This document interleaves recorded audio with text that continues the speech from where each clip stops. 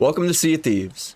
In just a few minutes, we're going to take you from a castaway and turn you into a sailor, with a list of 10 things you should know when you start playing Sea of Thieves. The first thing on our list is customizing your character. As you may or may not know, on every outpost there are several stores for you to purchase items to customize your character. The first one is the clothing store. Here you have the option to choose from close to 30 pages of items to customize your look. Next, we have tools and equipment. Just like the clothing store, there are several sets to choose from. Also, side note, some of them are locked because you're going to have to go to different areas on the map and complete certain accommodations.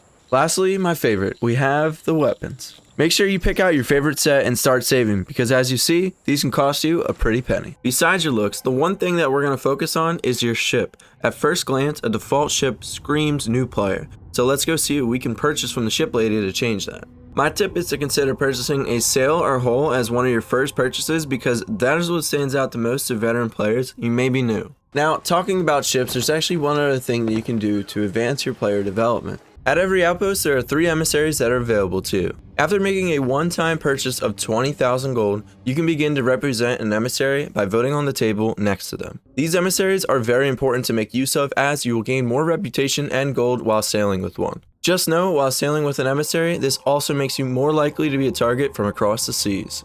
Once you are done sailing for the day or return in to sell all of your hard-earned loot after maxing out your emissary flag to level 5, make sure you collect your emissary quests as well as sell your flag by voting on the same table you voted on earlier to gain extra reputation and gold.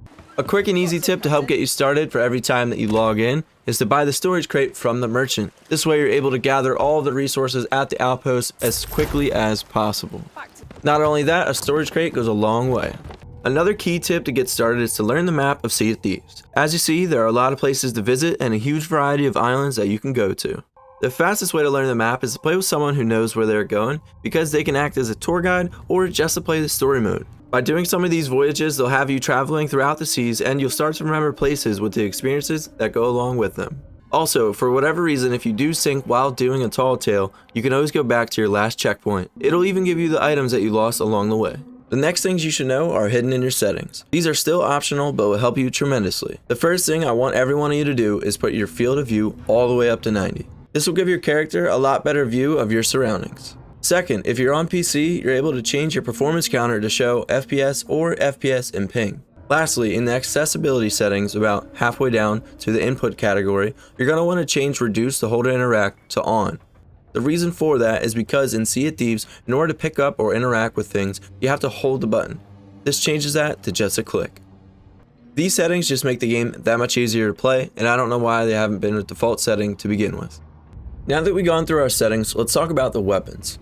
In Sea of Thieves, there are only 4 weapons to select from: sword, flintlock, blunderbuss, and eye of reach. Each one of these weapons do different amount of damage, but headshots do not count as extra damage. Swords do 25, flintlocks do 50, eye of reach does 75, and the blunderbuss has 10 pellets, each doing 10 damage for a maximum of 100 damage per shot. Only one can be selected for your primary or secondary, giving you 2 weapons at all times.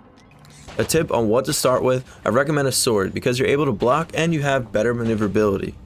But I also recommend either a pistol or sniper as your secondary because you need something with range. Speaking of maneuverability, my next tip is the most important lesson you can learn as a new player, and that is how to sword dash. There are a few ways to sword dash, but the first and only way you should learn is by holding block and then hold down your attack button to begin your lunge. For the maximum distance, it is important for you to jump once your sword comes forward. Once again, as soon as the sword starts to come forward, as you hear the sword lunging forward, that is when you need to jump. And if you're able to do this with great success, you'll not only gain a lot of distance in the water, you'll be able to board enemy ships with the element of surprise. My next tip comes with adjusting the sails. Make sure they are always in the wind if possible, which will allow you to go the fastest. But if you're going directly into the wind, keep your sails straight, because for whatever reason, that's the fastest way to cut through the wind. Now that we've got you going, we need to teach you how to stop properly. You can just lower the anchor, but that leaves you very vulnerable to any attack. What we want you to do is simply raise the sails to come to a slow stop. This will allow you to spin freely once you come to a full stop, which is great for adjusting to your surroundings. One other thing you have to be aware of is on the map, whenever you pick up or do certain things, you actually are marked on the map, so other players can see or track your ship. For example, one of those things, if you are a Reaper emissary, your ship and flag value will be shown at all times. Additionally, any Reaper's chest you find or put on your ship will have an icon that shows the exact location, i.e. your ship. Another way to be seen on the map is going up to your crow's nest and equipping the flag of the Reaper's mark. Though it looks pretty cool, it shows exactly where your ship is at all times. So make sure if you don't want to get into any unwanted PvP, you unequip this, that way you're not shown on the map. The idea is to remain hidden until you want to be seen. And one of the last things they'll leave you with is, never trust a pirate, because they can be up to no good at any time.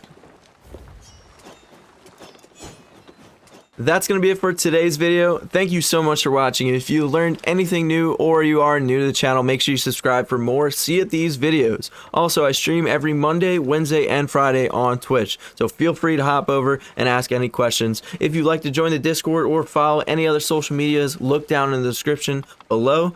Thank you guys again. Make sure you stay safe, and I'll catch you in the next one.